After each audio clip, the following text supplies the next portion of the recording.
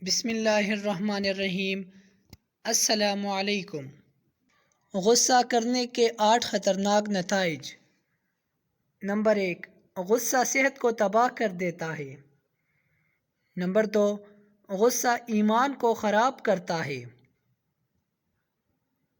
Number 3، غصہ انسان کو نافرمان بنا دیتا ہے۔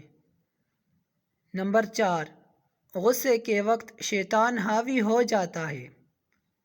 نمبر 5، غصہ کرنے والا شخص اللہ پاک کو سخت ناپسند ہے۔